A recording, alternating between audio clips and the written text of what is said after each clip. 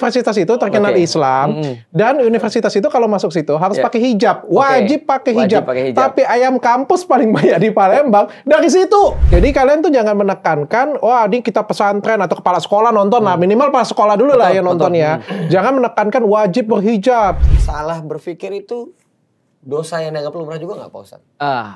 Lu bagus banget pertanyaan, serius deh. Cipokan sambil pegang-pegang. Apapun, yang penting selama tidak pedang masuk ke sarung itu nggak zina.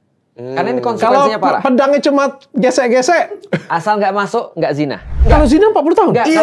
kalau Serius? aku belum tahu. Hadisnya aku belum pernah baca. Kalau ada aku nggak tahu ya. Kok lu lebih pintar daripada Ustaz Felix sih? Obrolan underground. Zina tuh 40 tahun, 40. Gitu Pak. Ini Pak Dokter beneran. ini berarti nabi-nabi. Akhirnya ada juga yang kau Felix Xiao tidak tahu. Nggak pernah dengar, pernah dengar istilah-istilah itu nggak? Ini adalah kemenangan mutlak bagi kami berdua. Rasional langsung. sekarang. Berubah nggak jadi Bagian dari logis juga. bagian dari logis juga ya. Masih saudara. Kalau si baju paling- baru, gue masih lama. Masih paham. Iya. Si paling paham. Kita request apa Pak Ustadz? Apa ya? Tapi hari ini si paling paham akan kita jatuhkan berdua. Aku nggak percaya kayaknya. Paling ujung-ujungnya nanti dia tim apaku lagi. Kita lihat berdua ya. Salaman dulu, Bro. Tapi kalau gue harus ngomong di depan. Kalau gue tergantung kompas moral Tuh logika kan, gue. bener.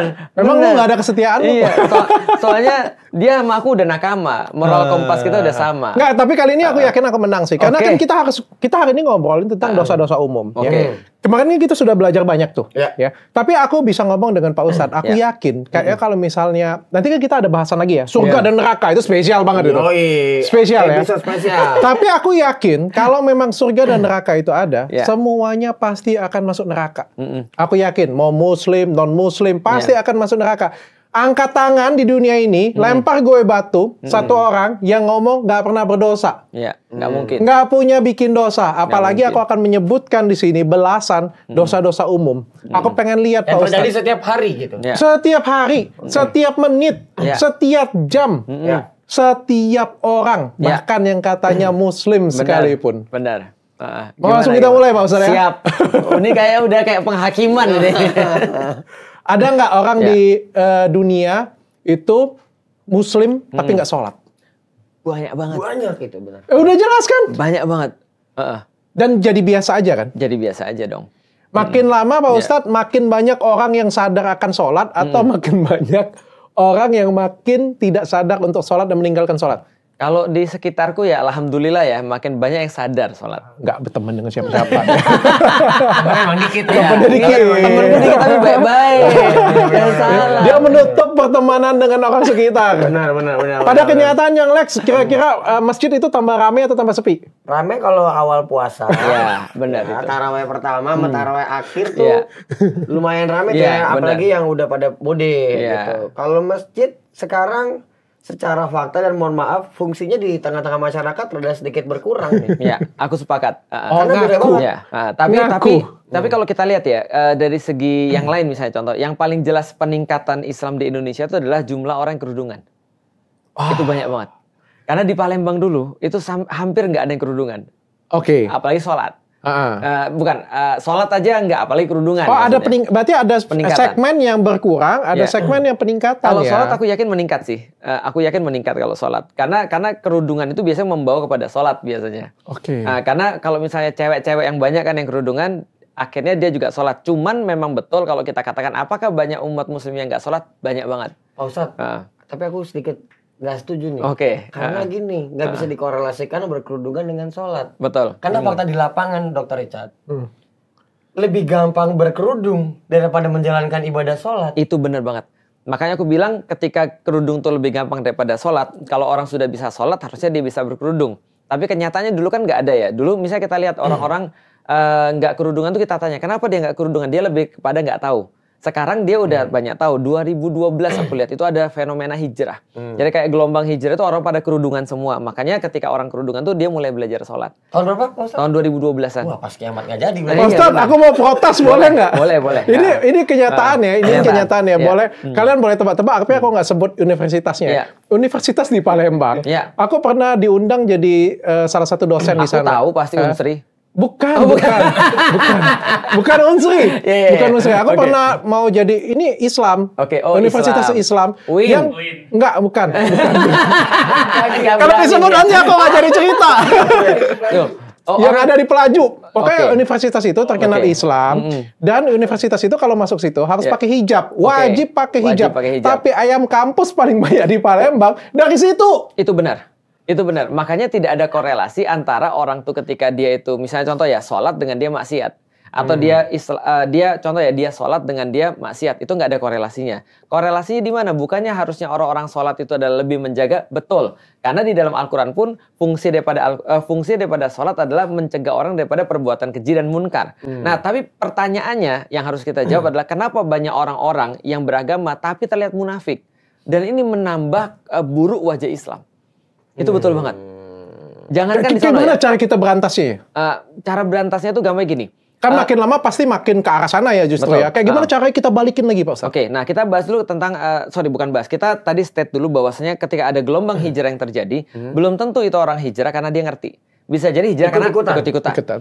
Atau FOMO, atau aksesoris doang, atau karena diperintah, atau nggak keenakan. Betul, karena teman-temannya semuanya begitu, udah pada hijrah. Nah, makanya yang salah satu kritik yang paling besarku terhadap sistem pendidikan di Indonesia adalah pendidikan di Indonesia terlalu banyak berbicara dan terlalu menekankan tentang what and how. Tapi tidak pernah, hampir tidak pernah menekankan tentang why. Kenapa kamu harus berhijab? Betul. Sedangkan yang membuat orang tuh termotivasi untuk mempertahankan hijabnya atau misalnya dia itu adalah bisa bermanfaat di kala situasi-situasi sulit, pilihan-pilihan sulit adalah why. Orang nggak ngerti what and how, dia tetap akan bisa jalan. Jadi bisa lepas cabut. Iya. Tapi kalau seandainya orang nggak ngerti misalnya tentang why, dia tahu tentang what and how, dia nggak mau. Benar, masuk akal. Tapi soal berhijab nih, ada alasan-alasan unik di lapangan yang gue temuin kenapa mereka pakai hijab. Iya, misalnya nutupin cabi. Oh iya benar. Sumpah, hijab anti tembem. Iya. Ada gitu. Mohon maaf Bapak-bapak, ini nanti ada topiknya khusus ya tentang kecantikan dan hijab. Nanti kita akan perdalam ke sana. Alasan menarik nih. Iya, tapi ini fakta. Tapi benar kata Pak Ustadz tadi. Kita kan bahas solusinya juga nih. Kalau aja kan Menteri Pendidikan kan nonton kita kan hari ini kan. Jadi kalian tuh jangan menekankan, wah ini kita pesantren atau kepala sekolah nonton lah. Minimal kepala sekolah dulu lah yang nonton ya. Jangan menekankan wajib berhijab. Tapi kenapa kita harus berhijab? Ya sama kayak gini lah. Ada kan dokter juga ngerokok kan. Iya. Padahal kan harusnya dia kan kita pikir gini. Kenapa dosa dalam tanda kutip bukan dosa lah, image. Dokter ngerokok tuh lebih buruk daripada Yonglex ngerokok. Bener. Karena dia kesehatan. Karena Yonglex ngerokok orang sudah expect. Iya. Tapi kalau dokter kan harusnya dia yang paling ngerti tentang kesehatan dong. Jangan kan itu dokter aja nggak boleh sakit. Kalau aku sakit aja, katanya kok dokter. Kok kira aku dewa turun dari langit. Sekarang dokter nggak boleh promo ya? Nggak boleh dok. Nggak, kesannya itu kayak sehat sepanjang waktu kayak gitu ya kan? Ya makanya sekarang udah malah nggak boleh promo ya? Dokter nggak boleh promosi. Oh iya katanya, kata IDI. Oh nggak boleh? Kata IDI nggak boleh promosi katanya. Kenapa alasannya katanya? Memang dari dulu aturannya nggak boleh promosi. Betul, menciderai profesi kedokteran. Betul. Maksudnya orang jadi nggak objektif lagi. Nah itu sama aja. Jadi aku lihat bahwasannya ketika kita lihat dokter ada juga dokter-dokter yang dalam tanda kutip nyentrik. Nah cuma di Islamnya banyak.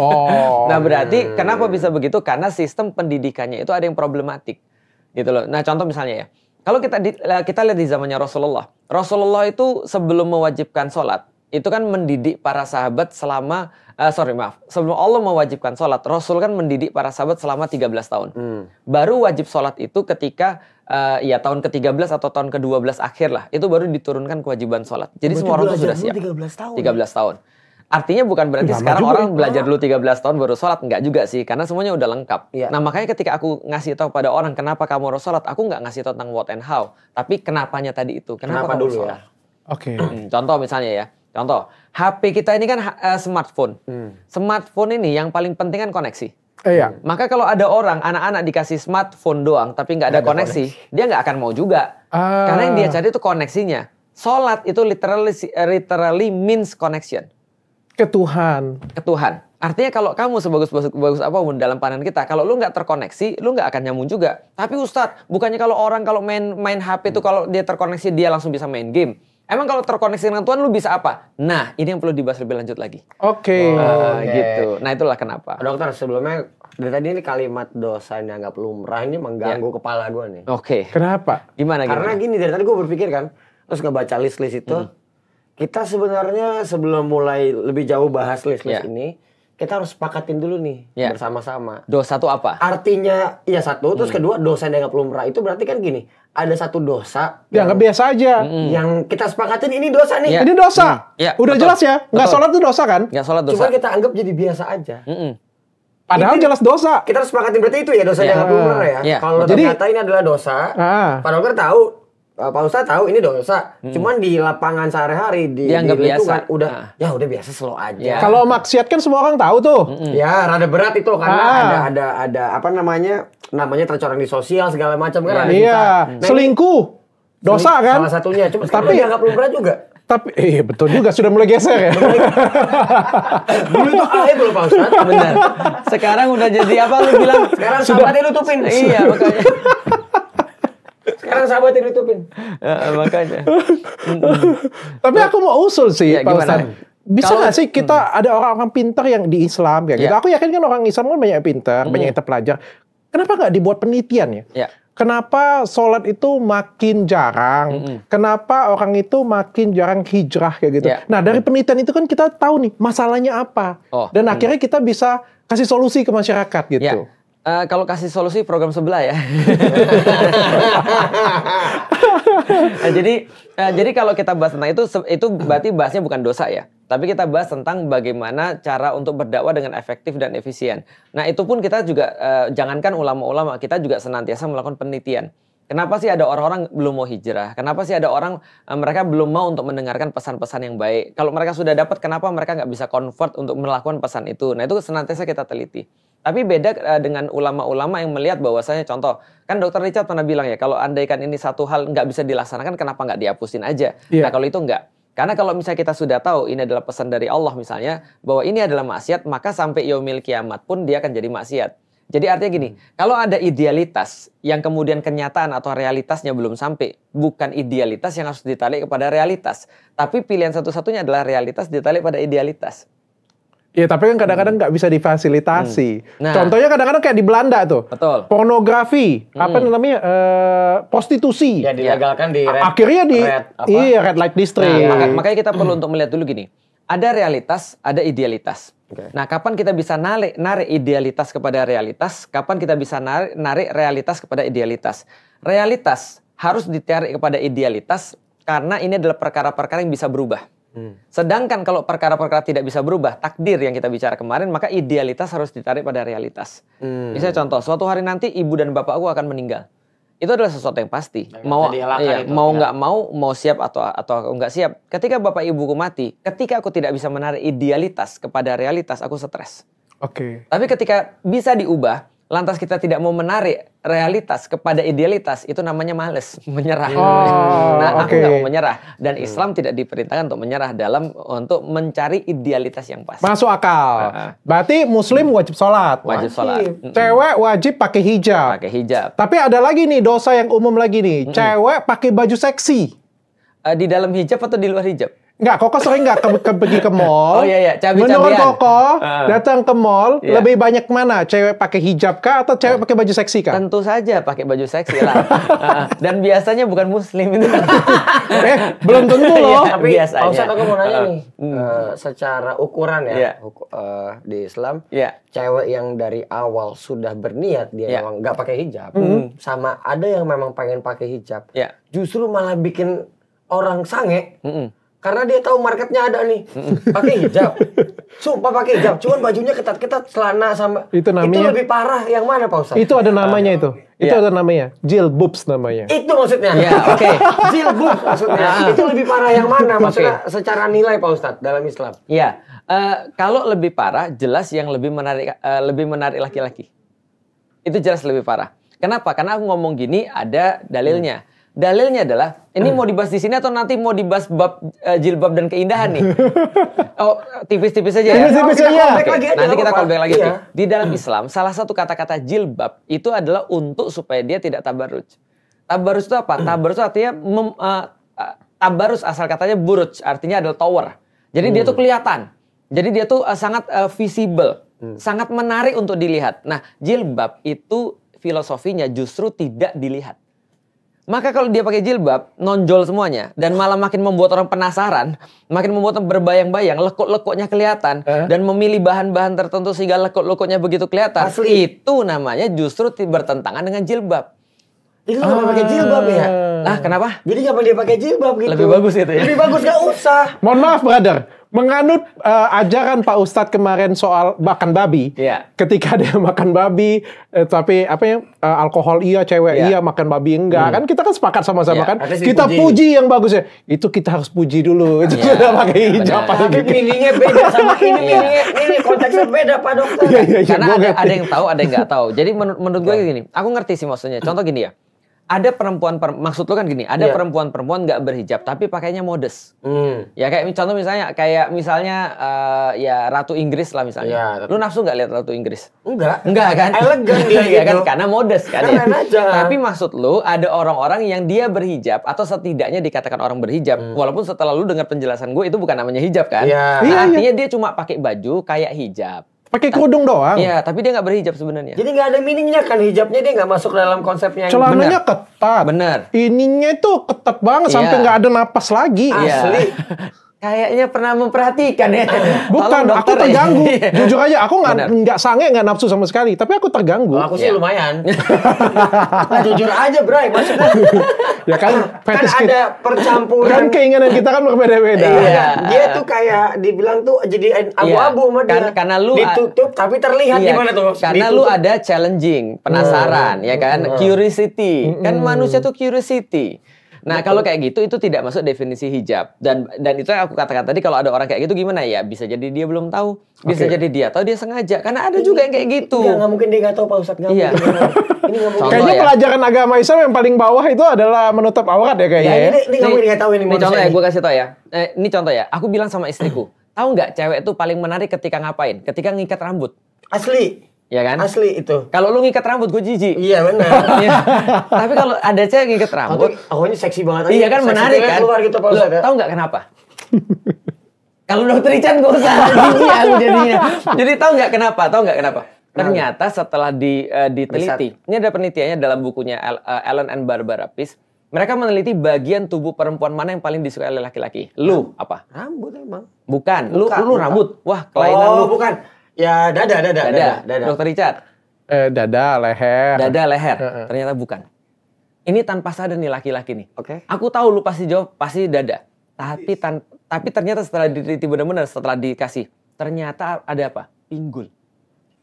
Karena pinggul itu adalah menentukan rasio atas dan bawah. Paham ya maksudnya? Jadi kita tuh merasa seksi kalau atas dan bawahnya tuh pas. Nah makanya ketika cewek itu ikat rambut itu kelihatan atas dan bawahnya pas. Karena dia ngangkat kayak gini jadi kelihatan. Proporsionalnya kelihatan. Aku ngasih tau istriku, itu cewek paling menarik dalam kondisi seperti itu. Makanya aku bilang, kalau orang belum tahu jangan pernah dia udah berhijab. Dia di depan oleh, aduh panas nih gue. Wah benar juga sih. Jadi berhijab tapi menunjukkan seperti itu juga salah, aurat juga itu. Namanya bukan hijab. Karena hijab itu nanti aku bahas nanti lengkapnya aku bahas. Iya, tapi gampangnya hijab itu adalah keseluruhan, bukan hanya baju. Oke, tapi kita sepakat sama-sama bahwa di luar sana kalau kau jalan lagi ikat rambut cantik. Enggak, kalau kau jalan ke mall, cewek yang pakai baju seksi itu jauh lebih banyak daripada pakai hijab kan. Benar. Berarti semuanya mereka akan masuk neraka semuanya. Mana dulu Dokter Richard? Ya. Emang ada mall muslimah gitu? Enggak di gue tanya, mall tuh ada mall syari gitu. Kata lu berdua mau team up. Ini nih beda nih susahnya nih. Iya. Mall mana dulu memang di daerah-daerah tuh banyak juga yang. Kalau contoh misalnya mall Pantai Indah Kapuk, ya nggak banyak lah yang kerudungan. Enggak. Mall di mana? Grand Indonesia, mall di PIK, mall di PIM, semua sama. Jakarta sentris banget sih. Ya udah di tempat gue sama, seksinya juga banyak. Ya juga sih, tapi kayaknya satu-satunya mall yang pakai hijab itu cuma Aceh. Emang ada mall? Enggak, supermarket lah pokoknya. Supermarket iya. Cuma Aceh beneran. Karena karyawan gue yang gue kirim ke sana, semua pasti pakai hijab. Oh, luar biasa. Yang nggak pakai hijab pasti pakai hijab. Kenapa kalau nggak pakai hijab katanya didenda ya di situ? Ada denda di situ. Ada hukumnya. Kayak cuma di Aceh, sisa yang lain. Iya. Berarti semuanya masuk neraka. Kalau menurut gue, kalau kita ngomong itu dosa kan? Jawabannya belum tentu. Iya. Tentu kan ada amal baik perbuatan. Jadi kita ngukurnya cuma dosa doang nih Pak Ustadz. Tapi dosa iya. Ya dosa kan, kita sepakat dulu dosa kan. Aku supaya ngasih tahu aku nih malaikat di sini tuh. Asik. Hari ini aku jadi malaikat pencatat dosa. Nabi udah, sahabat udah malaikat sekarang ya udah naik. Bentar lagi Lia Eden, Dok. Hari ini perdebatan hari ini aku representatif dari malaikat pencatat dosa. Siap. Aku pengen kasih tahu Pak Ustadz bahwa nggak ada satupun manusia di sini itu yang bisa selamat karena dosa-dosa yang kusebutkan ini. Iya, betul. Betul. Jadi dosanya ringan. Ya, dosa selanjutnya pamer. Oke, pamer. Flexing. Ria. Flexing sama ria beda. Flexing beda. Itu beda. Flexing sama ria beda. Ria itu adalah mengharapkan selain Allah, itu ria. Oh. Maka ada orang ngasih, itu bisa jadi ria. Nggak ngasih bisa jadi ria. Oh. Contoh ya, aku ngasih nih. Bro, lihat nih 100.000 baru nih bro. Ke keropak Jumat misalnya. Supaya lain. Sebentar. Lihat dulu nih. Foto dulu. Posting dulu. Ini ria nih. Ya kan? Tapi kalau aku nggak jadi ngasih. Karena aku bilang, aku nggak mau ngasih deh. Kenapa? Tadinya aku mau ngasih 100.000. Tapi nggak mau ngasih. Kenapa? Nanti orang ngomongin aku. Itu ria juga. Karena kalau bisa itu niatnya jangan diomongin ya? Benar. Karena selain Allah kan. Artinya dia berbuat sesuatu karena mengharap selain Allah. Itu ria. Itu ria. Mengharap selain Allah. Iya, itu memberikan karena bukan Allah, itu kan ria. Karena pengen dilihat oleh manusia. Menahan tidak memberikan karena manusia, kan ria juga. Pengen dilihat oleh manusia. Berarti juga. kalau misalnya kita balik ke konteks sedekah kemarin, kok sedekahnya memang pengen bantu. Betul. Ada niat nih ya. Ada niat. Walaupun kita ngomong 30% ada niat nih ya. Tapi 70%-nya juga pengen pamer, pengen konten, pengen like, pengen viewer. Ya ada juga pengen menginspirasi orang. Betul. Lanjutkan. Normal dong. Lanjutkan.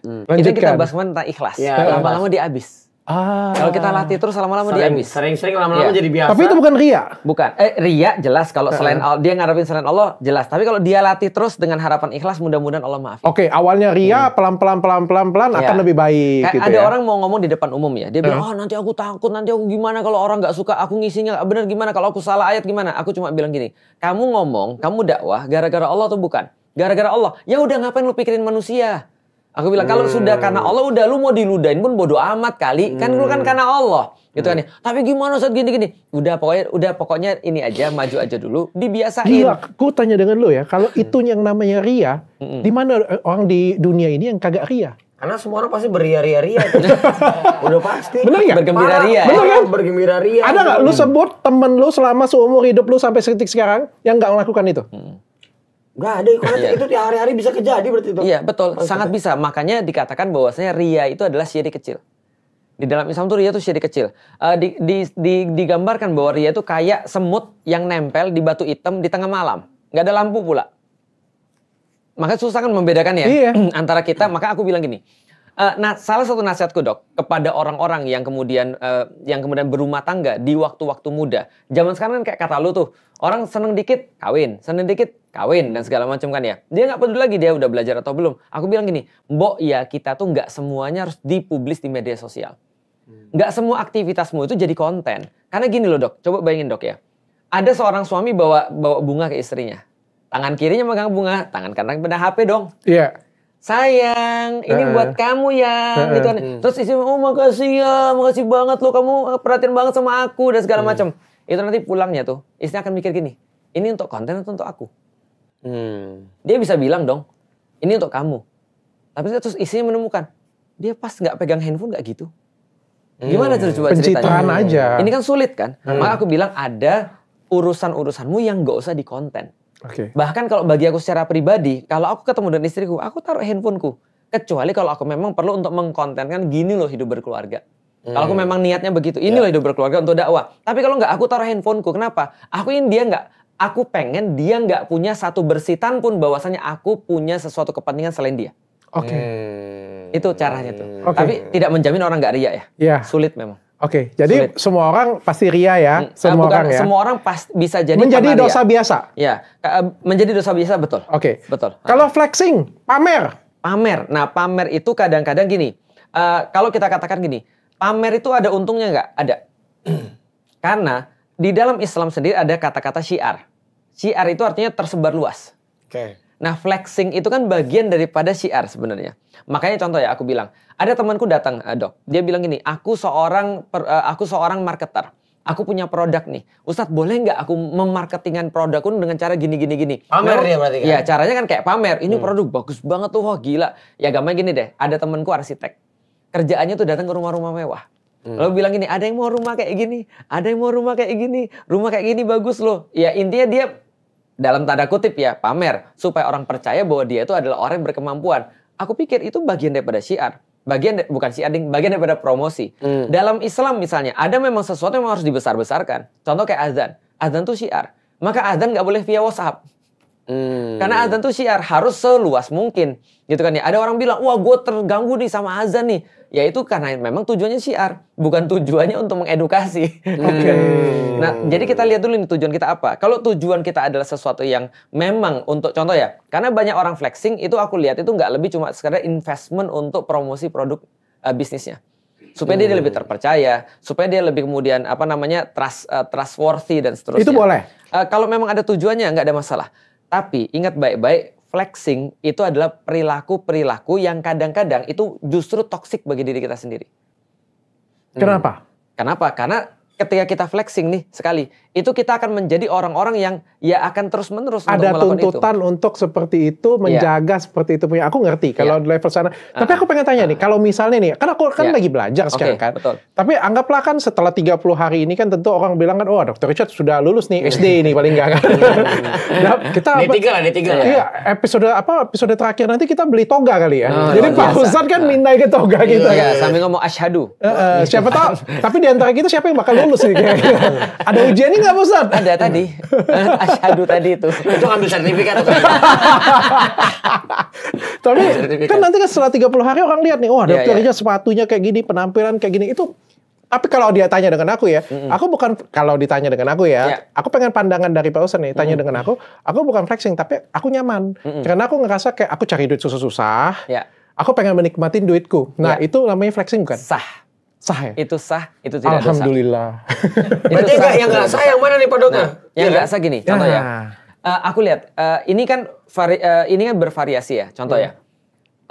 Ada pernah satu mufti memberikan sebuah fatwa bahwasanya memelihara kucing dengan memberikan kucing itu makanan sampai dengan taraf, contoh misalnya kayak gini lah. Kalau lu habisin duit 4 juta per bulan untuk kemudian kucing lu, maka itu jadi haram. Kenapa? Karena kondisi waktu itu ada orang-orang Suriah yang kemudian mati kelaparan di tendanya. Nah itu berarti yang Muslim disuruh ya, ya lu solidarity lah kepada mereka. Awalnya yang lu lakukan tuh nggak apa-apa. Memelihara kucing itu kan out of kasih sayang sebenarnya. Lu kemudian ngabisin duit lu ya, kalau lu mampu kenapa, kan nggak dosa. Tapi ketika ada saudara lu yang misalnya lagi begini, ya lu lebih perhatian sama dia. Maka kadang-kadang flex ini kan adalah sesuatu yang kayak apa ya? Sesuatu yang bersifat bisa variasi. Bisa menginspirasi, bisa menjadi penghinaan. Betul. Makanya kan contoh misalnya, suatu waktu Muawiyah, itu salah seorang sahabat Rasulullah, ketika dia sudah memimpin daerah Syam, daerah Suriah, itu dia pernah datang menuju ke Madinah dengan kendaraan yang bagus. Waktu itu ditegur sama Umar, kok kamu sekarang jadi kayak gini? Maka kemudian Muawiyah bilang, di tempat saya itu orang-orang dihargai dengan cara seperti ini. Kalau kita nggak begini, orang-orang menganggap kita nggak kredibel. Nah maka kredibel saya itu ya seperti itu. Makanya kayak aku bilang loh, misalnya ada seorang pengacara. Pengacara tuh sudah diketahui umum pasti mobilnya bagus dan segala macam. Tiba-tiba dia bawa misalnya bajai misalnya. Atau dia bawa motor. Itu bukan sederhana. Bagi orang lain apa? Lu nggak trustworthy, lu nggak terpercaya. Nah maka kita lihat dulu. Maka kita lihat yang paling menjadi moral standar bagi adalah menyakiti orang atau tidak. Situasional berarti, situasional. Yang penting kayak gini nih, aku datang kan kayak gitu kan naikin kaki. Atau apa tuh Pak? Kayak gitu ya. Kan tujuannya tuh jadi penghinaan gitu. Itu jadi dosa ya. Betul. Dan bahkan itu pernah disyariatkan di dalam Islam soal pakaian. Jadi pernah suatu waktu, ini perbedaan juga di dalam Islam, sekarang jadi polemik banyak sekali tentang di bawah mata kaki atau di atas mata kaki. Ini jadi perdebatan ini. Perdebatan polemik besar luar biasa. Cingkrang. Serius Pak Ustaz? Kalau orang Muslim celananya cingkrang atau nggak cingkrang jadi perdebatan. Itu K-popers celananya cingkrang nggak ada masalah. Emang kenapa sih? Perkara apa sih debat celana? Jadi aku cerita. Emang mata kaki ini bisa ngeliat gitu? Nah, di zaman dulu ada konsensus orang kaya itu celananya di bawah mata kaki. Itu konsensusnya. Dan semakin kemudian baju itu bagus, maka ciri-ciri orang tuh semakin kaya, semakin menjulur dia. Kayak raja itu. Pada waktu itu trennya lagi itu. Itu adalah trennya di waktu itu, betul sekali. Jadi ada konsensus untuk itu. Makanya Rasul melarang semua di bawah mata kaki. Kata Rasul, semua pakaian semua celana di bawah mata kaki itu tempatnya di neraka. Karena konsensusnya Rasul nggak suka dengan orang bermewah-mewahan yang kemudian menggunakan pakaian sebagai tanda bahwa dia itu orang kaya, sehingga dia punya sebuah posisi privilege yang berbeda. Itu asalnya singkrah. Dari situ. Nah, makanya orang-orang muslim di atas mata kaki semua, gitu kan ya. Waktu itu di zaman Rasulullah. Abu Bakar datang pada Rasulullah. Abu Bakar sahabat Rasul yang paling top. Kemudian bilang, ya Rasulullah, aku nih kurus. Kalau pakai sarung melorot. Kadang-kadang bawa mata kaki. Gimana nih ya Rasulullah? Rasul bilang, kamu nggak sombong Abu Bakar. Kamu nggak sombong. Maka Abu Bakar nggak ada masalah ketika celananya melorot di bawah mata kaki. Nah, dari sini ulama-ulama bilang yang sombong itu yang masalahnya. Bukan di bawah atau di atas mata kaki. Bukan di atas atau di bawah mata kaki. Maka Rasul ditanya lagi, kalau gitu sombong itu apa ya Rasulullah? Rasul kasih tahu esensinya. Sombong adalah menolak kebenaran dan meremehkan manusia. Menolak kebenaran dan meremehkan manusia. Berarti orang-orang tuh lebih memperdebatkan bukan esensinya nih. That's it. Ya ampun. Lebih tepatnya gini, ada orang menganggap bahwasanya celana cingkang. Padahal yang benar itu adalah kesombongannya yang masuknya. Tapi ada yang menganggap bahwa celana itu esensinya, bro. Maka mereka bilang, iya itu esensi bagi mereka. Nah, ada yang menganggap enggak, esensinya bukan itu, esensinya disombong. Tapi ya itu perbedaan pendapat lah. Nah, akhirnya terjadinya mengkafir-kafirkan. Oh, Felix Show tuh celananya di bawah mata kaki, dia tuh ustadz sesat. Ribet banget orang Islam ya Pak Ustadz. Terus gue bilang celana pusing kepala gue. Terus gue bilang, gue kan bukan ustadz, gue kan motivator. Aman. Tapi ngomong-ngomong sombong ya, ngomong-ngomong sombong ya, aku ngerasa sombong itu penting loh Pak Ustadz. Betul. Dulu ya, aku tahun 2018 sampai 2020 ya, aku tuh nggak sombong sama sekali. Jadi kayak isiku tuh adalah edukasi. Jadi setiap hari tuh ngomong edukasi. Diremehin, direndahin. Buktinya setiap kali aku ngomong 5 skincare abal-abal ini, selalu ngomong klinik lu nggak rame, klinik lu sepi, dokter nggak ada kerjaan. Karena kan kayak aku nggak pernah pamer apa yang aku kerjain. Dokter gibahin skincare orang di iya, gitu, pokoknya gue ngapain sih ngomongin yang berbahaya? Iya syirik kayak gitu punya. Syirik lu, klinik lu nggak laku, produk lu nggak laku. Karena kita nggak pernah pamer apa yang kita punya. Lalu setelah aku kayak menunjukkan apa adanya, kayak ya rumah kayak gini, dulu kan nggak pernah kayak ilmu aja yang gue kasih. Habis itu aku lebih ke apa adanya, konten memang beli ini, memang aku nyaman gini. Cara pandang mereka berbeda. Kayak misalnya aku tahun lalu kan jual 41 miliar dalam satu hari. Siapa lagi yang berani ngomongin produkku nggak laku lagi? Tapi mereka ngomong lain lagi nggak? Iya tetep. Udah aku bilang itulah manusia. Dan juga gini, kalau dulu kayak waktu aku ngomong ini skincare abal-abal, semua mau ngelaporin. Soalnya kan ngerasa Dr. Richard miskin kan. Kayak sekarang ya, aku ngomong apa nggak ada yang berani laporin lagi karena sudah mikir ngelawan Dr. Richard nih kayaknya nggak sekaliber nih gue. Luar biasa. Kadang-kadang sombong itu penting Pak Ustadz. Bukan sombong lebih tepatnya. Ada satu, aku jelasin dulu tentang sombong tadi ya. Ada kata-kata Ustadz Somad yang sangat terkenal. Sombong kepada orang sombong adalah sedekah. Sombong kepada orang sombong adalah sedekah. Oke, saya suka gaya Ustadz Somad. Iya, tapi sebenarnya bukan sombong sebenarnya, tapi adalah sebenarnya kita itu sedang mengajari dia. Kita sombong tuh udah jelas nggak boleh. Tapi dalam perkara ucapan ini kita tuh lagi mengajari dia bahwa nggak serta-merta sombong tuh bagus. Nah jadi sebenarnya sombong tuh nggak bagus. Tapi ketika ada orang sombong kita mau ngajarin dia, itu bisa kita lakukan bukan dengan sombong tapi dengan tadi. Kita kasih tahu dia. Tapi bahasanya sombong kepada orang sombong adalah iya, bagus itu. Mantap itu. Bisa dipakai ilmu itu tuh kayaknya tuh. Iya, yang nggak boleh itu sombong tapi nggak ada isi. Yang nggak boleh itu sombong tadi, meremehkan manusia dan menolak kebenaran. Itu nggak boleh. Loh, menurutku tuh setiap manusia tuh wajib sombong loh. Contohnya kayak gini ya, cewek ya. Cewek, cakep, cantik banget. Cakep banget lah, pokoknya cantik kayak bidadari lah. Di ngomongin orang nggak boleh sombong katanya. Terus datang nih, mohon maaf ya, misalnya datang atau misalnya mamang yuk Neng kita jalan yuk, pasti dia ngomongnya nggak mau dong aku, soalnya skincare aja mahal, pakai Athena kayak gitu. Betul. Itu kan sombong. Nah itu nggak sombong. Sombong tuh dua, meremehkan manusia dan menolak kebenaran. Nah maka kayak tadi itu bukan manusia. Jadi kalau nggak meremehkan nggak apa-apa, ini cara teknis menjaga diri. Iya. Neng sama aku aja, terus boleh tuh perempuannya bilang matamu, nggak bisa tuh. Karena tadi orang yang tadi sebetulnya itu masalahnya lagi melakukan kemaksiatan. Iya kan ya? Kan lo itu bini orang bisa jadi. Bisa jadi siapa terus lu ganggu-ganggu kan gitu kan ya. Nah, udahlah bisa dimaki tuh. Oke. Ini sambil menuju ke situ, ini nggak ada di list, cuman apa tuh? Catcalling gimana Pak Ustadz? Apaan tuh? Catcalling kalau cewek lewat, kew. Sweet. Itu simple tuh. Ya, itu gimana? Itu sudah dimasukkan oleh aktivis-aktivis wanita sebagai pelecehan seksual verbal. Oh iya? Iya. Dosa. Catcalling. Tuh kan? Kayaknya ini baru nomor 5 ya. Kayaknya ini aja kayaknya sudah penghuni neraka sudah banyak. Iya, memang. Makanya. Lu sampai 5 ini kira-kira lu masuk mana tuh? Dia belum percaya kok surga dan neraka. Kita enak ya. Kita nggak punya akun. Iya. Enaknya kita nggak punya akun, jadi kita aman. Kita punya akun ya. Belum. Orang nggak punya akun juga nanti di akhir terpaksa disuruh pilih. Oke. Sebelum kita lanjut nih, sedikit mau nambahin Pak Dokter. Oke. Sebenarnya salah berpikir itu dosa yang dianggap lumrah juga nggak Pak Ustadz? Lu bagus banget pertanyaan, serius deh. Simpel nih soalnya logikanya.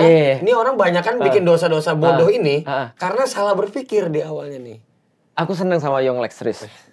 Aku baru berapa kali ketemu Yonglek tapi aku seneng. Kenapa? Gak nyangka ya? Iya itu pertama. Berarti aku udah meremehkan dia ya. Aku sombong sebenarnya aku ya. Anda nggak tahu, saya itu melihat profilnya, wah ini bisa diandalkan. Taunya dia tim up ya. Nah, jadi gini, akhir-akhir ini ya, sekitar 5 tahun terakhir, aku berusaha untuk mencari tahu sebenarnya dosa paling besar itu apa. Aku berusaha nyari tahu dosa paling besar itu apa. Ada yang bilang di dalam Al-Quran dosa paling besar, ada yang bilang di dalam hadis dosa paling besar adalah syirik. Iya, itu dosa besar. Tapi menurutku bukan dosa paling besar. Ada yang bilang berzina, iya itu dosa besar, tapi itu bukan dosa paling besar. Ada yang bilang apalagi, durhaka pada orang tua, iya itu dosa besar, tapi itu bukan dosa paling besar. Tapi apa dosa paling besar? Di dalam Al-Quran ada kata-kata waman adzlamu mimman iftara 'alallahi kadziba. Aku terjemahin, yang manakah yang lebih zolim, yang lebih parah kezolimannya dibandingkan dengan orang-orang yang membuat narasi-narasi selain narasi Allah. Jadi artinya semua yang kita bayangkan tadi, orang bunuh orang makan riba, orang durhaka, orang apalagi tuh, semuanya tadi itu diawalin dari sini. Makanya di dalam Islam itu akidah soalan narasi, bukan soalan amal. Makanya dosa yang paling besar bagiku adalah mulai ketika ininya masalah. Itu dosa paling besar. Semua orang berarti punya dosa besar semua. Benar. Contoh ya, misalnya Dok ya. Contoh ya, iblis. Kita bahas iblis ya. Aku nggak tahu di dalam Katolik ya. Atau dalam Kristen, aku bahas di dalam Islam aja. Di dalam Islam, makhluk paling terlaknat jelas iblis. Tahu nggak dia cuma bilang apa? Dia cuma bilang gini, Allah bilang, sujudlah pada Adam. Semua sujud kecuali iblis. Iblis bilang, kenapa? Kenapa kau harus sholat sama dia? Kenapa kau harus sujud sama dia? Dia kan cuma dari tanah, aku kan dari api. Pertanyaannya, kapan Allah bilang di dalam Al-Quran api lebih bagus daripada tanah? Narasi dari mana itu? Salah mikir. Salah mikir dia. Atau dia menciptakan salah pikir. Dia bilang bahwasanya api lebih bagus daripada tanah. Padahal kalau kita lihat di Naruto bro. Padahal kalau di Avatar itu lebih bagus pengendali semuanya. Avatar Bender. Benar. Tapi tanah kan bisa ditutup pakai api tuh. Ketika Hokage ngelawan Orochimaru. Itu tutup api pakai tanah. Dan yang kedua, tanah sama api sekarang lebih mahal tanah. Oh iya juga ya. Iya juga lagi. Gas sama tanah. Iya benar. Berarti iblis tuh nggak update. Iya kan? Nanti dia buat narasi sendiri gitu loh. Pola pikir dia tuh buat orang lain salah pikir. Termasuk ketika dia godain Adam untuk makan buah kan. Iya, buat persepsi yang salah. Persepsi yang salah. Kalau gitu berarti ada namanya itu. Apa? Manipulatif. Selain manipulatif, misinformasi. Oh berarti gini Pak Ustadz, berarti cowok itu. Berarti gini, dasarnya nggak cuma Islam doang berarti. Iya. Semua agama, berarti kalau ini kita lagi bahas tentang Islam. Berarti dasarnya tuh kalau memperkuat logika, berarti akan memperkecil kuat agama. Iya, memperkecil kemungkinan kita salah berpikir. Bagus. Makanya gue bilang dari episode yang lalu, bahwa kalau kita mau pinter belajar agama supaya nggak dibohongin orang adalah kita harus belajar, kitanya harus pinter, sekolah kita harus tinggi, belajar agama kita harus bagus, supaya kita nggak bisa dibohongin orang, nggak bisa ngomongin nggak bisa dibohongin ustadz abal-abal, nggak bisa dibohongin hadis-hadis palsu gitu. Benar. Ada ucapan yang menarik, hanya ahli hadis yang bisa buat orang untuk nyeleweng dengan hadis. Gampang gini deh. Kalau lu ngerti sistemnya, lu bisa ngerusak sistemnya, bisa bro. Bisa salah gunain, iya kan? Bener. Jadi kalau orang-orang yang bisa ngerusak agama siapa? Orang pintar agama. Bukan yang nggak bisa agama. Kalau nggak bisa agama nggak pasti dipercaya lah. Dr. Richard menjelaskan tentang rukun iman. Mana ada orang percaya? Kacau nih, nggak ada orang yang masuk surga sampai sekarang. Selanjutnya, Pak Ustadz, pacaran. Ini sudah bahas nih. Betul. Kebanyakan orang ta'aruf atau kebanyakan orang pacaran? Pacaran. Kebanyakan pacaran. Karena culture, udah jadi culture itu sekarang. Lu pacaran nggak? Pacaran lah. Gue pacaran. Dia bukan hanya pacaran. Pernah pacaran nggak? Pernah. Ya udah, masuk neraka semuanya. Selanjutnya. Nanti kita kasih plot twist ya. Zina. Zina nggak pernah. Zina itu apa sih zina itu? Zina itu adalah hubungan selain yang sah. Selain sah? Iya. Belum nikah, hubungannya zina. Hubungannya hubungan apa nih? Hubungan badan. Harus. Pegangan tangan Pak Ustadz dalam Islam? Pegangan tangan nggak zina? Jadi pernah suatu waktu ditanya oleh Rasul untuk mengklarifikasi zina, kata Rasul ini, apakah seperti pedang masuk ke dalam sarungnya? Oke. Nah, itu benar-benar celup? Iya, celup. Kalau belum dicelup nggak zina. Kalau belum celup? Nggak zina. Pegang-pegang aja? Nggak zina. Usap-usap pala bawah? Nggak zina. Loh, itu pokoknya selama pedangnya belum masuk ke sarung. Benar. Cipokan sambil pegang-pegang. Apapun, yang penting selama tidak pedang masuk ke sarung itu nggak zina. Karena ini konsekuensinya parah. Kalau pedangnya cuma gesek-gesek, asal nggak masuk nggak zina. Masih boleh berarti. Bukan masih boleh, masih boleh. Itu nggak termasuk zina. Ini logikanya ini. Ini bukan dari tadi cari pembenaran ya. Masih boleh. Gue bantuin para sahabat yang ada di rumah. Karena gini, konsekuensi zina tuh nanti parah nantinya. Apa? Konsekuensi zina kalau idealnya adalah kalau misalnya dia belum menikah itu nanti akan dicambuk. Akan dicambuk 100 kali. Oh, kayak di Aceh ya? Iya, itu kalau belum nikah. Kalau udah nikah, itu nanti akan dirajam. Rajam itu apa? Dirajam. Rajam itu apa? Dilemparin batu. Lemparin batu. Oh. Aku mau nanya nih Pak Dokter. Sambil meninggoy. Pak Ustadz, kalau berarti zina ini kan udah dianggap lumrah nih. Iya, betul. Dan di tongkrongan-tongkrongan mulai dianggap lumrah. Udah mulai dianggap lumrah. Yang kita tahu tuh sekali zina tuh nggak diterima sholatnya 40 tahun. Berarti 3 kali 120 tahun. Berarti 3 kali orang berzina udah pasti masuk neraka dong. Ya jadi gini. Gimana nih coba Pak Yang pertama kita kan pernah bahas tentang dukun ya. Bahwa saat orang pergi dukun itu nggak diterima 40 hari.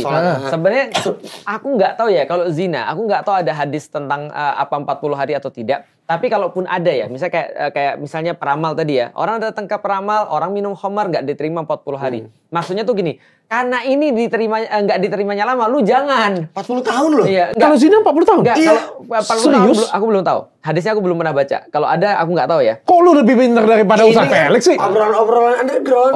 Zina tuh 40 tahun, 40. Gitu Pak. Pak Dokter beneran. Ini berarti nabi-nabi. Akhirnya ada juga yang Ko Felix Show tidak tahu. Nggak pernah dengar istilah-istilah itu nggak? Ini adalah kemenangan mutlak bagi kami berdua. Kalau zina tuh 40 tahun, berarti gue mikir. Selamat brother. Ini kemenangan mutlak bagi kita berdua. Ini nabi-nabi tongkrongan berarti ini nabi-nabi palsu. Ternyata di episode ini Ustaz Felix berhasil kita tundukkan berdua brother. Benarkah amal ibadah pelaku zina tidak terima? Benarkah coba? Tapi kan ada tulisannya itu sudah jelas berarti dia nggak sembarangan ngomong. Benar. Iya.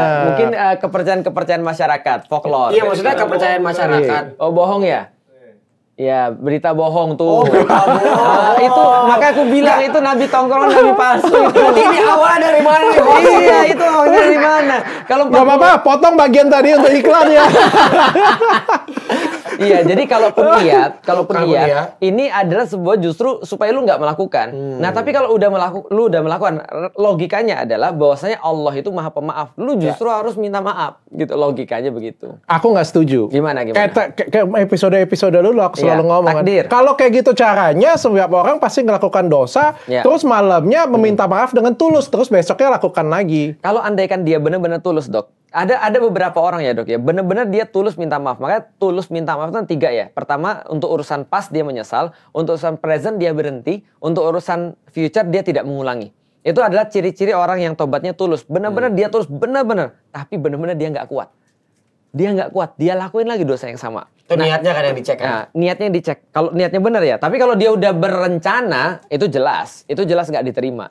Iya, jangan kalian rencanakan, tapi tetap. Iya, nah tapi kalau udah kata-kata, wah udah paling aku juga besok itu termasuk berencana. Itu nggak, jadi benar-benar berhenti. Atau misalnya aku melakukan dosa, terus pas bulan puasa aku benar-benar khusyuk. Aku puasa, apalagi katanya kalau misalnya Lebaran itu kan menghapus dosa. Betul. Kan. Jadi kayak aku melakukan maksiat, zina, pokoknya semua aku lakukan semua. Pas masuk puasa, beneran. Aku janji Pak Ustadz, pas puasa, aku janji aku akan puasa benar, aku akan sahur, aku puasa benar, aku baca Al-Quran, aku akan buka, terus aku akan taraweh. Pas Ramadan nanti aku janji full. Bersih dong. Itu berarti udah rencana. Anjir. Lu udah mau bisa aja dia. Iya, tapi benar logikanya gitu sih Pak. Sudah rencana ya. Udah rencana 11 bulan hidup gue rusak, sebulan gue ini nih. Itu pertanyaan gue ke pastor. Serius? Gitu dulu. Itu pernah gue ke pastor. Kalau gue merencanakan gini, memang bangki sih. Mohon maaf ya, bukan berarti menjelekkan, bukan. Tapi itu karena out of gue nggak tahu kan ya. Aku nanya ke pastor gitu. Kalau aku merencanakan dosa ya. Iya, sampai 40 enggak, bukan penghapusan. Kalau 40 tahun aku sudah hidup dan aku akan berbuat segala macam yang salah-salah. Dan kemudian semua aku buat yang jelek-jelek, 40 tahun aku tetap percaya sama Yesus. Aku masuk mana, pastor? Aku nanya gitu. Jawabannya masuk surga. Wah, enak ya? Enak kan? Setelah itu aku bingung sendiri. Berarti saya sudah berada di agama yang tepat. Karena moral kompas gue nggak bilang begitu. Tapi kan itu kata pastor, bukan kata Tuhan. Iya. Sekali lagi kan, itu kan pengalaman. Nanti begitu gue mati, gue nggak ada berarti kata Tuhan kan. Anda silakan masuk ke neraka. Enggak, kata pastor gue masuk surga. Dia juga di situ katanya. Aku nggak bisa terima ya. Berarti ini juga bisa terjadi kalau dengerin pemuka agama yang salah dong ya. Betul. Makanya aku bilang nggak semua pastor begitu. Betul. Kita ngeklaim lagi kan. Kata Ustadz Felix aku masuk surga loh. Iya, makanya terus dia bilang Felix sudah di situ duluan. Felix saja ada di neraka. Iya, makanya lu susul lah. Dr. Richard, itu kita bertiga terus ngantri bertiga. Itu literally ayat Quran. Ada. Berkata orang-orang yang mengikuti kepada orang-orang yang diikuti. Berkata orang yang mengikuti kepada orang yang diikuti. Betul. Aku kan dulu kan ngikut kamu. Tanggung jawab dong lu. Dia bilang gua aja susah. Lu lagi. Itu ada dalam Al-Quran tuh. Makanya. Lanjut Pak Ustadz. Ya, hutang nggak dibayar. Ini nih. Buset ya, yang hutang lebih galak dari yang diutangin. Itulah yang merusak peradaban manusia itu. Serius. Tiba-tiba ruangan ini jadi panas, sumpah. Makanya gue bilang sama orang yang ngutang ya. Jadi aku nggak tahu kalau Dr. Richard ya. Kalau bapakku dulu ngajarin aku tentang masalah duit. Lik, kalau kamu nggak sanggup untuk ngeluarin sesuatu di soalan duit, jangan keluarin. Daripada nanti kalau kamu belum sanggup ngeluarin, kamu keluarin, itu pasti jadi masalah. Artinya orang Cina itu ngelihat orang memang semuanya berdasarkan duit. Contoh ya misalnya, ada orang datang ke aku misalnya, Lex datang ke aku, Ustadz aku pinjam 5 juta dong. Kalau aku ngargain dia 5 juta, atau bagiku, aku pertemanan sama antum sudah 10 tahun, 20 tahun, langsung aku kasih. Tapi kalau misalnya aku baru ketemu sama antum sehari 2 hari, aku nggak bisa ngeluarin 5 juta, minjem, aku akan bilang gini, ini aku ada 100 ribu kalau antum mau. Atau aku udah 1 juta nih. Ikhlas tapi? Ikhlas. Gak usah balikin nggak Bapak? Iya, aku nggak bilang gak usah balikin, tapi aku udah nggak itu. Oke. Udah selesai. Artinya adalah apa? Karena orang ngutang itu, ketika dia lagi perlu, itu duit itu benar-benar dia perlu, itu menjadi nilai bagi dia. Dan nilai itu hilang begitu dia terima. Apa kemudian contohnya, begitu dia pinjem nih 1 juta, besok dia dapat lagi 2 juta. Dia pikir 2 juta itu duit dia semua. Padahal kalau kita masuk akal, pakai logika, harusnya dia mikir cuma 1 juta duit dia. Karena 1 juta ini bukan duit dia. Tapi enggak kan, karena value-nya udah hilang. Nah, ini aku mau nanya pertanyaan yang lumayan dari tadi. Gara-gara ngutang nih jadi kepikiran nih. Iya. Umur hidup nih aku nggak pernah ini Pak Ustadz. Nggak pernah mau ngutang sama orang. Lu nggak pernah ngutang? Nggak pernah mau ngutang sama orang. Oke. Ngutangin sering? Ngutangin sering. Sampai nggak dibayar? Ya udah ikhlas. Kalau nah cuman pertanyaan aku gini. Karena ngutang kan dia nggak pelumrah nih. Ya. Sebenarnya ini masuk dia meremehkan Tuhan nggak sih? Oke. Aku meremehkan Allah nggak? Kalau dia ngutang berarti kan dia nggak percaya sama dia akan memberi kita rezeki kan berupa itu. Ini gimana? Ya. Di dalam Islam ngutang ada beberapa hukum. Oh gitu. Iya. Kalau memang itu berkaitan dengan sesuatu yang dororot, maka hutang menjadi wajib. Oke. Karena melindungi kehidupan, masuk akal ya, fair ya. Tapi kalau misalnya itu adalah berkaitan dengan bahasa kita sekarang hutang konsumtif, itu hukumnya menjadi makruh bahkan haram. Makruh bahkan haram. Kenapa makruh bahkan haram? Karena perilaku konsumtif yang lu bilang tadi, perilaku konsumtif itu adalah perilaku yang tidak dibenarkan dalam agama sebenarnya. Jadi habit dia. Dan dia membenarkan perilaku yang sudahlah tidak dibenarkan di dalam agama, lalu kemudian pakai duit orang. Iya kan ya? Ngutang buat micet, waduh. Ngutang buat judi online. Ngutang buat open BO, buset. Nah, kalau misalnya kita pinjemin duit untuk orang, kan kita ngerasa dapat pahala nih. Ya. Tapi dia pakai untuk judi online, kita ikut dosa nggak? Itu, kalau kita tahu kita dosa. Selama kita tahu. Karena kita ngasih kan, kita mau fasilitasi dia kan. Makanya kalau aku secara pribadi, kalau ada orang datang aku bilang gini, finansial kan sederhana ya. Financial management sederhana. Perbanyak pemasukan, perkecil pengeluaran, lalu kemudian atur gaya hidup kan gitu kan, dari situ kan ya. Nah kalau semua ini sudah nggak bisa, baru datang dari eksternal. Eksternal itu apa? Bisa jadi utang, bisa jadi hibah dan segala macamnya. Kalau kan bisnis gitu. beda, Pak Ustadz. Kalau bisnis beda. Beda. Nah kalau bisnis ada namanya hutang produktif. ada namanya hutang konsumtif. Nah itu kalau bisnis gimana dalam? Nah kalau bisnis nggak ada masalah, nggak ada masalah. Kalau lu hutang produktif itu nggak ada masalah bagiku. Contoh misalnya ada orang dia memang benar-benar perlu laptop misalnya, dan perlu laptop untuk misalnya berdakwah misalnya, atau misalnya dia perlu laptop untuk bekerja. Ini kan produktif ya, bukan konsumtif kan. Tapi hati-hati ya, sekali lagi bedain antara konsumtif dan produktif karena ini tipis banget. Bias dia. Iya bias antara kesenangan diri dengan produktif. Kalau itu produktif nggak ada masalah. Jadi Islam tidak mengharamkan hutang, tapi Islam memberikan sebuah note yang sangat keras tentang hutang. Oke, tapi kalau nggak bayar hutang jelas dosa? Jelas dosa. Karena di dalam salah satu hadis itu disampaikan kalau ada orang mati, utangnya belum dibayar, dia nyangkut nggak ke surga. Serius? Serius. Sampai makanya kalau ada yang mati itu selalu ngomong ya, masuk ke kelas kalau sekolah dulu ya. Siapa yang masih punya utang dengan ini nanti dibayarin kayak gitu. Jadi gini ceritanya. Kematian paling tinggi derajatnya di dalam Islam itu mati syahid. Bahkan mati syahid itu ada utang, itu nggak sampai itu ke surga, ketahan sampai utangnya dibayar. Serius? Ini udah mati syahid dia. Makanya ini benar-benar note banget nih. Makanya kalau ada orang benar-benar nggak mampu dan dia konsumtif, ya itu hutang bisa jadi makruh, bisa jadi haram bagi dia. Ketika menimbulkan perkara-perkara yang bermasalah. Makanya orang-orang Muslim ketika mau nyolatin, ini ada mayat di depan, ada imam, dia balik ke belakang dulu. Yang punya utang aneh gitu. Betul. Ini ada sangkutan hutang piutang sama orang. Wah. Kalau ada sangkutan hutang piutang sama orang, ini ahlinya namanya ini. Tolong hubungin dia. Kenapa ahlinya itu? Ahlinya wakilnya anaknya atau misalnya atau bapaknya. Dia akan bayarin kayak gitu. Ahli waris keluarganya. Nah, maka kemudian ketika sudah disaksikan, ya udah khair beres dia orang baik baru disolatin Allah. Nah, tapi kalau yang tadi kan yang meninggal punya utang. Yang meninggal punya utang. Iya. Terus yang ngutangin enggak, aku ikhlas lunas, itu gimana hukumnya Pak Ustadz? Luar biasa. Rasul katakan bagi para yang berhutang, maka segeralah membayar hutangnya. Itu dalil bagi mereka. Karena bisa jadi kalau lu mati, lu masih ada hutang, lu nggak masuk surga. Itu kata Rasulullah. Tapi hadisnya nggak gitu ya. Itu bahasa gue ya. Di reframe gitu kan. Nah, tapi bagi orang yang ngutangin kata Rasulullah, perpanjang waktu utangnya orang itu. Kasih dia mudah. Kalau kita lunasin gimana Pak Ustadz hukumnya? Dan kata Rasul, kalau dia tidak bisa bayar, lu mau untuk kemudian lunasin utang dia, maka pahala lu 2 kali lipat. Wah, oke. Iya kan? Masuk akal nih. Masuk akal. Enak kan?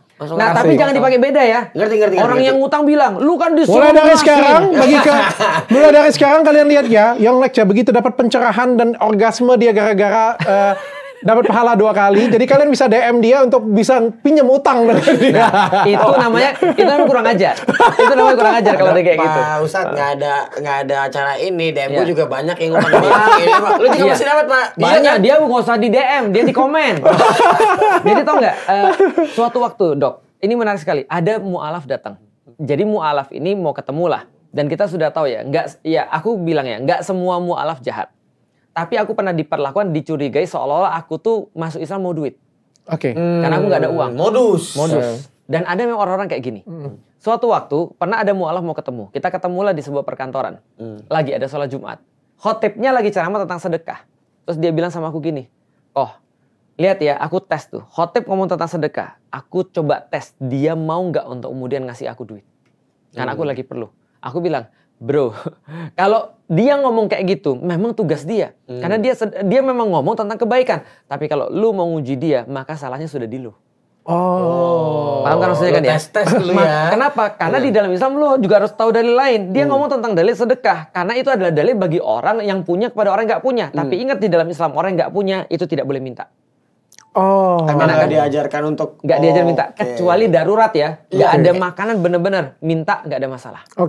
Beda darurat ceritanya memang kita lagi nggak ada duit, kita keluar 3 bulan lagi, ada yang urgent sakit, itu mah ceritanya beda. Jadi tahu diri lah. Yang punya tahu diri, yang nggak punya tahu diri. Gitu. Jadi Pak Ustadz kalau utang ini kan kalau kita ngelihat di segmen menengah ke bawah ya, ini kan menjadi hal yang lumrah sekali ya. Bahkan lifestyle. Habit. Nggak ngutang nggak keren. Dia tuh emang bangsat, sorry orang-orang ini nih. Ya nggak apa-apa. Bangsat tuh salah satu jenis binatang, lu tau nggak? Iya tahu. Yang menghisap darah orang. Iya. Terus gatal jadinya. Ini mereka nih ya. Iya. Mereka tuh gue pelajarin sampai punya triknya. Siapa bangsat? Iya, yang tukang utang ini. Si tukang utang. Oke, karena nominalnya nggak banyak, nanti bakal lupa.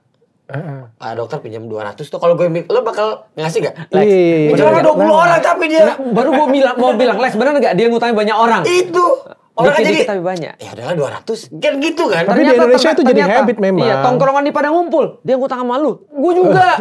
Pada buka semua kan ya. Sialan 4 juta dia. Dapat jadi habit orang di Indonesia itu jadi habit. Jadi pemasukan tambahan tuh. Nah, itu pasif income ya. Modal bacot tuh.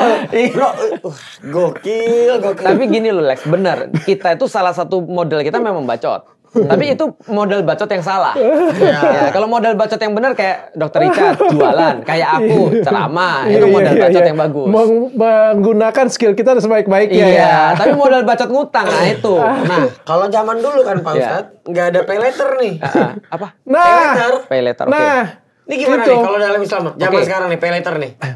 Orang-orang fikih sekali lagi ya. Aku bukan orang fikih. Orang fikih pasti lebih ngerti. Jadi kalau jawabanku nggak pas, nanti tolong dibenerin sama orang fikih. Tapi aku coba ngasih tahu bagaimana proses yang terjadi pada orang-orang fikih. Nah kalau pay letter, berarti harus tahu dulu. Ini faktanya kayak apa nih pay letter nih?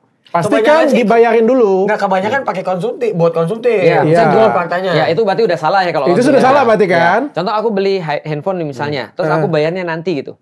Enggak, dibayarin dulu oleh si aplikasi. Dibayar sama aplikasi. Terus kita bayarnya nyicil ke aplikasi. Ada bunga nggak? Setauku ada nggak sih? Ada ya? Ada. Kalau ada bunga jelas nggak? Hah? Kalau ada bunga jelas nggak? Nggak apa itu? Nggak boleh. Nggak boleh. Karena itu masuk riba. Riba. Tapi kan satu hutang sudah.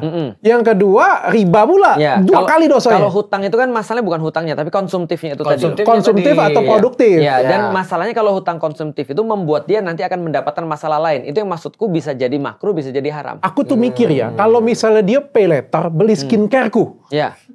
Itu konsumtif atau produktif? Tergantung kerjaannya. Kalau dia reseller, kalau di LC ya. Wah, jadi produktif. Kalau di LC namanya karaoke enggak. Allah. Kalau dia foto model. Iya, positif ya.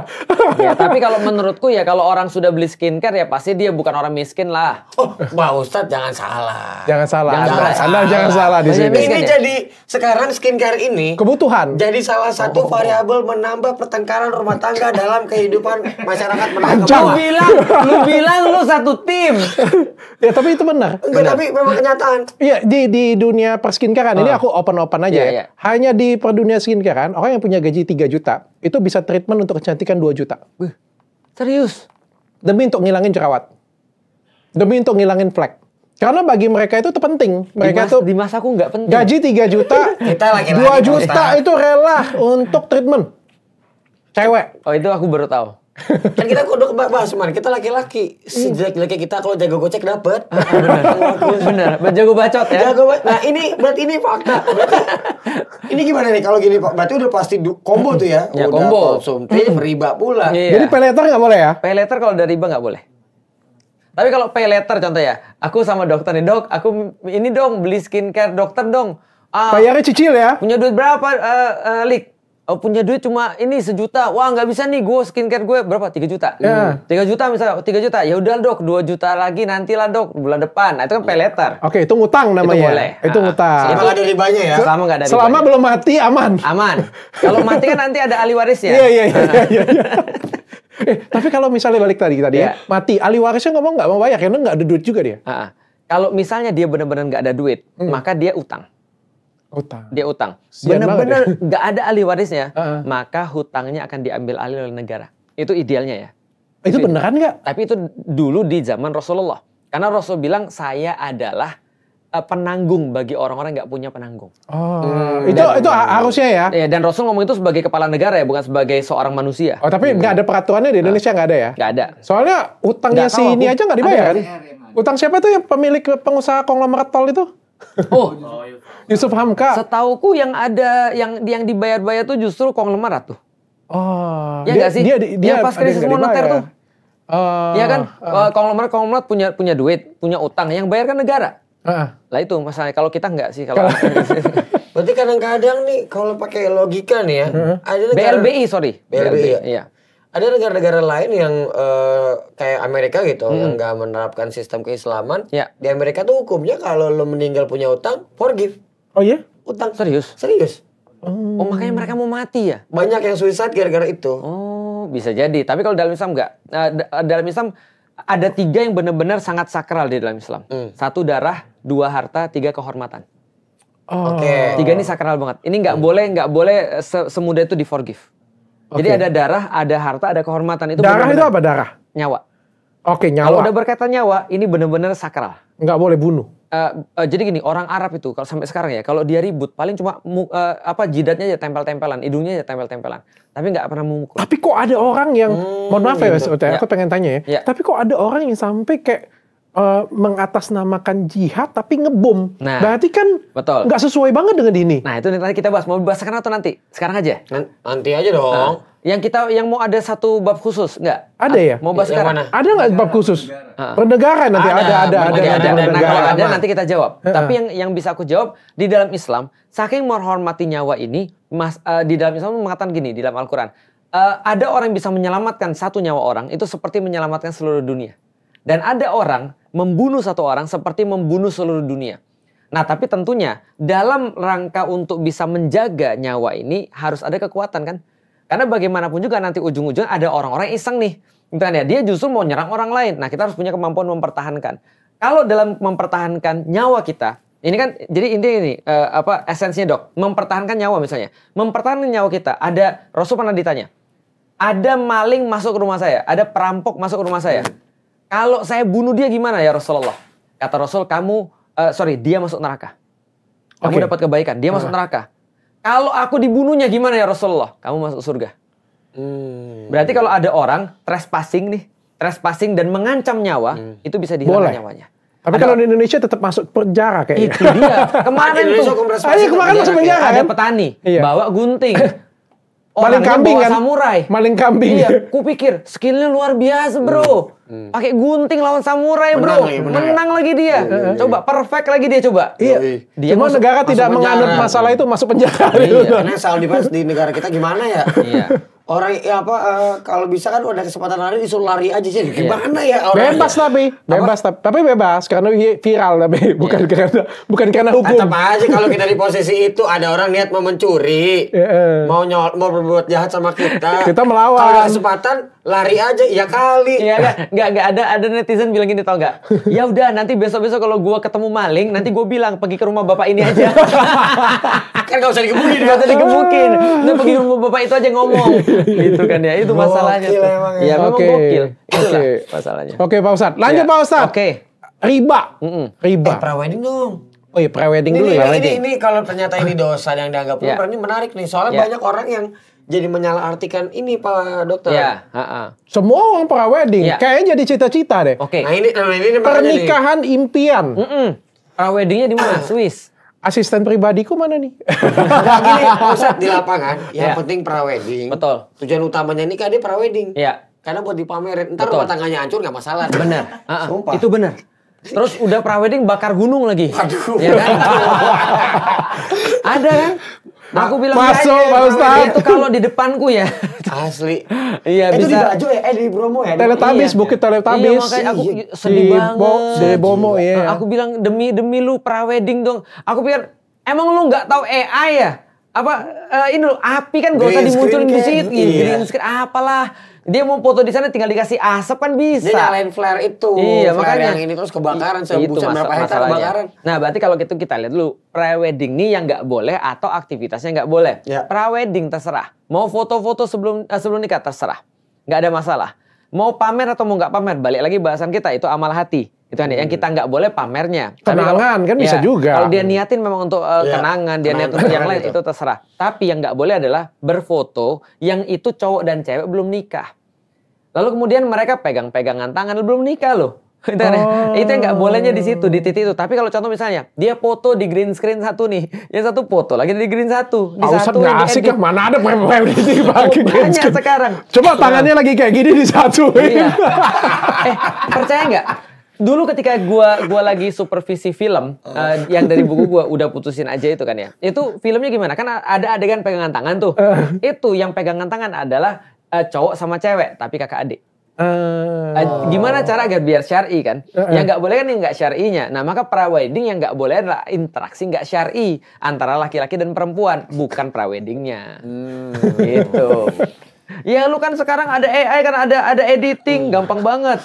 Tapi kalau soalan tadi soalan dia itu pamer dan sampai kayak gitu, itu bagiku juga ya bajigur sih. Lu demi kepuasan lu satu lu bakar gunung lu. Tapi kalau foto pre-wedding sama-sama berdiri aja berdua kayak gini, nggak sentuhan, foto kayak gini punya kayak gini doang, boleh? Ya, nah jadi gini, kalau kita lihat itu, kalau misalnya itu nanti ada perbedaan pendapat. Nah itu termasuk ikhtilat atau tidak. Nah ikhtilat atau tidak, maka hukum berfoto itu nanti berbeda-beda pendapat. Tentu kalau pendapat umumnya, kalau itu foto misalnya contoh ya, kayak misalnya di sini, Ustadz minta foto dong, ada istriku. Ada cewek di sini foto ya udah nggak masalah. Kalau berdua-duaan gimana? Nah itu aku menghindari kalau berdua-duaan. Tapi kalau misalnya dia mau Ustadz aku nih dari jauh Ustadz nih dari akhirat mana gitu kan ya. Mau foto nih Ustadz segala macam ya udah aku berdiri di depan ya, kamu di belakang kita foto sudahlah nggak ada masalah. Nah karena aku memahami itu hukumnya. Tapi ada ulama-ulama yang memahami benar-benar nggak boleh. Ada, tapi ada yang memahami benar-benar boleh. Jadi itu tergantung balik lagi fikih. Nah, lanjut ya. Lanjut. Nah, ini yang paling sering dilakukan nih. Gibah tuh gimana Pak Ustadz tuh gibah? Bener, apalagi zaman podcast nih. Nah, podcast itu gibah atau bukan? Nah, podcast itu adalah jadi gini. Kita kasih tahu dulu gibah. Gibah adalah membuka sesuatu yang orang nggak suka di belakang dia. Membuka sesuatu yang orang nggak suka di belakang dia. Belakang dia. Kalau di depan dia namanya gunjing. Jadi sama aja, gunjing gibah itu sama. Jadi contoh ya, kamu tahu nggak sih Dokter Richard itu ya, ternyata di belakang badannya tuh ada tompel, misalnya kayak gitu-gitu, itu gibah. Atau kita ngomongin tentang orang lain segala macam, atau ngomongin tentang rumah tangga, itu juga termasuk gibah. Makanya kemarin ketika kita bahas, bahwasanya kalau itu berkaitan dengan yang bersifat dororot, keselamatan diri, maka itu harus diomongkan. Kemana omongannya kita sudah bahas juga kemarin. Bahwasanya itu penting. Tapi kalau misalnya masalah-masalah rumah tangga, itu udah kita jaga aja udah. Kita hanya kasih tahu. Jadi gini, gibah itu adalah ngomongin sesuatu yang orang nggak suka di belakang dia. Tapi ada gibah yang diperbolehkan. Tadi termasuk gibah diperbolehkan. Gitu ya? Kalau dororot, kalau sana itu menjadi sebuah hal yang buruk. Contoh ya, ada orang sudah terkenal ngutang kemana-mana dok. Dan dia nggak bayar juga kemana-mana. 20 ngutang orang 200.000 gitu kan ya. 4 juta. Nah, terus kita tahu nih dia lagi deketin satu orang lagi. Kita ngomong, bro, bukannya apa-apa ya. Ini gibah sih, iya. Tapi ini gibah diperbolehkan. Cuma gue pengen lu tahu aja. Kalau dikasih, dia minta gini, jangan kasih ya. Jangan kasih. Karena dia udah ngutang 20 orang. Ada penjahat kelamin nih, sangat terkenal sekali nih. Dia udah misalnya ada kasus dengan 7 cewek. Most likely ketika dia ketemu cewek ke-8 dia akan melakukan lagi dong. Maka kita bilang hati-hati, orang ini punya track record buruk. Jadi kalau kita ngomong gibah itu kan sudah pasti dosa kecuali ada gibah yang daruroh tadi ya kita ngomongnya. Tapi kalau misalnya kayak gue nih, jangan terlalu dalam. Jangan terlalu dalam ya. Habis ini episode gibah. Iya. Ini teaser aja. Ya wes. Lanjut kita ke pertanyaan selanjutnya. Tapi yang jelas gibah itu dosa. Tinggal apa yang dimaksud dengan gibah. Nah, kita dalamin ya di episode apa aja gibah itu. Karena ini berkaitan loh. Jadi kalau ini yang dosa, terus gibah itu yang kayak gimana, terus habis itu pembulian kita mau bahas di episode selanjutnya. Sama aja kan. Kita bahas ya. Dokter mewawancarai ada seseorang yang masa lalunya kelam. Dia seorang narkoba. Lalu dokter tanya, gimana gini-gini? Apakah dia termasuk mengumbar aib? Dan apakah dokter sedang menggibah? Tidak, karena dia meniatkan untuk menjadi contoh bagi orang-orang yang lain. Tapi gue punya contoh banyak gibah sih. Soalnya infotainment menurutku itu gibah. Lanjut dong, nggak peduli aku. 1 jam 5 menit gue nggak peduli. Lanjut. Bener. Almost infotainment itu gibah. Cukup. Nanti ini paling baru. Ini ada yang lebih baru Pak Ustadz. Investasi saham, Bitcoin, kripto, dosa atau enggak? NFT. Aku jelasin aku mampu aja ya. Karena kalau kripto, aku udah berusaha untuk mendalami tentang kripto, tapi yang aku dapat baru esensinya aja. Dan itu belum tentu benar atau salah. Dan aku tahu pasti akan ada banyak perdebatan. Tapi MUI tauku sudah mengeluarkan kripto itu haram. Aku pengen berdebat sini. Aku pengen berdebat di sini. Haram. Tapi sebagai alat tukar. Aku pengen berdebat di sini. Ini ya. Boleh. Aku pengen berdebat di sini. Mohon maaf, pada saat Rasulullah dulu ada, dan pada waktu Al-Quran dulu ada, kripto kagak ada. Benar. Terus kenapa kasar ngomongnya Anda mengharam-haramkan sesuatu hal yang Rasul di zamannya nggak ada. Iya. Sama, cabai-cabian di zaman Rasul nggak ada. Atau misalnya tadi pre-wedding nggak ada di zaman Rasul. Atau TV dan segala macam. Nah jadi gini, di dalam Islam tuh yang disepakati adalah tidak ada yang berubah pada aktivitas manusia. Yang berubah adalah perantaranya atau apa namanya ya, semacam kayak dalam bahasa ya covernya berubah lah. Covernya berubah. Esensinya enggak berubah. Tapi kemasannya aja yang berubah. Contoh, zina itu tetap dari dulu sama. Riba itu dari dulu sama. Cuma sekarang ada banyak variannya. Iya. Kayak dulu zinanya memang harus fisik, sekarang bisa VCS. Misalnya. Maka kita bahas tentang saham dan kripto. Contoh misalnya, saham boleh nggak? Setauku, ketika itu adalah sebuah perserikatan atau syirkah namanya perserikatan. Ada orang kan ngasih saham ya dalam tanda kutip. Contoh misalnya, Dr. Richard, kita bikin perusahaan yuk. Perusahaan apa? Perusahaannya ini skincare misalnya. Nanti Dr. Richard yang tanam saham, aku yang ngejalanin. Nah di dalam Islam tuh ada namanya syirkah. Nah berarti Dr. Richard kan ada sahamnya berapa, Yonglek ikut. Oh gue ikut dong, gue ikut. Oke boleh, Yonglek mau sahamnya berapa kita kasih. Ya udah 20% saham Yonglek. Dalam bentuk uang, Dr. Richard 80%, aku yang menjalaninya. Nanti kalau ada untung kita bagi berdasarkan kesepakatan kita. Itu namanya perserikatan, nggak ada masalah. Tapi problemnya saham sekarang banyak kan money game. Ya kan ya? Banyak kan money game. Money game intinya adalah the greatest fool. Siapa yang paling bodoh yang paling terakhir. Ya kan ya? Siapa yang nanam terakhir? Contoh. Ini ada pasar saham ceritanya nih. Ada perusahaan Anu misalnya. Perusahaan Anu ini, karena sentimennya bagus, ini udah naik terus. Digoreng tuh. Aku punya duit, aku belilah sahamnya. Ketika masih bernilai 100, aku beli langsung kemudian 100.000 saham. Langsung naik jadi 1.000. Orang-orang lihat, bagus nih sentimennya. Dibeli. Sampai di titik ujung, aku lepas sahamnya. Yang paling bodoh siapa? Yang paling terakhir. Itu yang dapatnya paling rendah. Atau bahkan rugi. Nah, pertanyaannya, ini ada nggak perusahaannya? Bisa jadi nggak ada. Itu kan sama kayak itu loh yang jutaan orang tidak menyadari. Tapi kan nggak semua saham seperti itu. Ya nggak semua saham. Nah makanya nggak bisa dong kita mengharamkan semuanya karena cuma 1 dan 2 saham saja. Benar. Makanya kita haramkan aktivitasnya bukan sahamnya. Nah saham itu kan dari bahasa Arab artinya bagian. Nah maka yang kita haramkan tuh aktivitas yang tadi money game itu, karena money game itu udah jadi kayak judi. Yang tadi loh jutaan orang tidak menyadari. Nah ini soal judi nih mau masuk nih. Karena ini supaya clear di lapangan, apa sih perbedaan orang berjudi dengan ikut orang kompetisi? Bagus. Karena kompetisi kan ada biaya pendaftaran. Bener. Dari sini nanti kita akan unreveal. Ini kayak judi. Pendaftaran 500.000. Bener. Misalnya futsal ya. Gue suka yang like. Futsal. Ini 10. Bener. Menang 5 juta. Ini kan judi nih. Bener. Lu bener banget. Karena gini. Secara konsep gimana di Secara konsep judi itu melibatkan satu yang taruhan. Atau orang yang masang. Nanti apapun yang memenuhi ini berarti judi. Yang kedua, ada bandarnya. Ada permainannya. Dan ada yang menang kalah. Oh, ada 4 nih ya. Variabelnya nih. Berarti kalau sudah jadi, itu berarti ada itu termasuk judi. Kalau kompetisi? Kompetisi. Ada biaya pendaftaran. Ada biaya pendaftaran. Biaya pendaftaran itu dijadikan sebagai hadiah atau enggak? Salah satu penyumbang. Kita nggak tahu. Sponsor, biaya pendaftaran. Kalau kita nggak tahu, kita harus pastiin. Contoh, kalau dia termasuk menjadi pasti dong Pak hadiah. Nggak pasti. Nggak pasti. Bisa aja gini misalnya nih. Ada sponsor. Biaya pendaftaran cuma buat operasional karyawan misalnya atau panitia gitu. Cuman hadiah utama dari sponsor itu bisa jadi. Itu bisa jadi. Berarti itu bukan judi. Itu bukan judi. Nah, ini terjawab nih berarti nih. Tapi kalau hadiahnya diambil dari biaya pendaftaran, itu judi. Itu judi. Itu misalnya kita tuh main PS berlima gitu kan. Betul. Yuk. Pendaftaran berapa? Gocap. Yang benar 300 atau 2,5. Ya berarti itu judi ya. Kalau kecil-kecilan gimana? Tetap. Gue main PS nih. PES nih dengan dia nih. Yang kalah jongkok ya. Itu judi nggak sih? Sama kayak gini. Ada orang berzina sama orang jelek sama orang cakep tetap aja berzina. Makanya lebih baik berzina sama orang yang berarti kalau main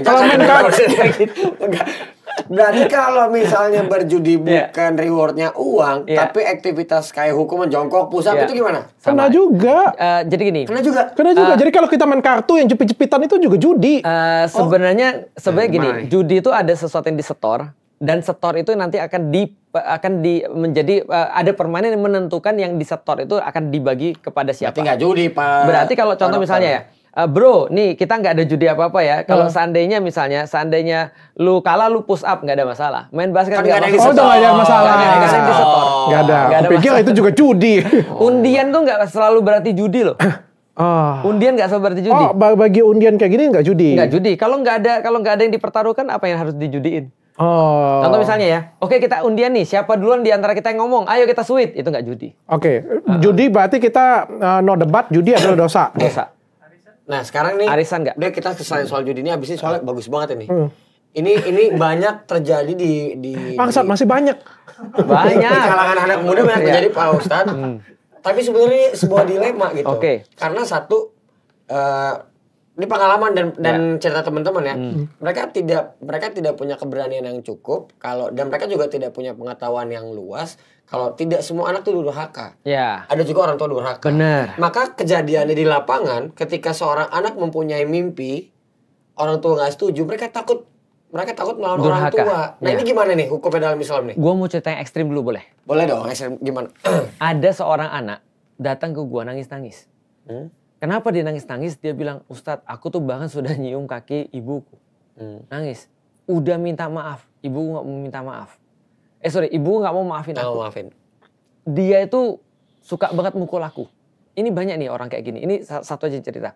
Nendang, dipukul, dan segala macam. Terus kemudian ibunya sampai bilang gini, kesalahan terbesar dalam hidup saya adalah melahirkan kamu. Buset. Aman. Serius. Terus dia sampai nangis-nangis ngomong gitu, Ustadz gimana caranya ibu saya bisa maafin saya? Karena saya merasa hidup saya gak beruntung karena ibu saya masih belum ridho sama saya. Aku bilang gini, menurutmu salahmu di mana? Dia bilang aku gak tahu, tapi hidupku gak sukses. Aku bilang, aku bisa pastiin itu bukan kamu yang durhaka, itu ibumu yang durhaka. Oh bisa? Bisa.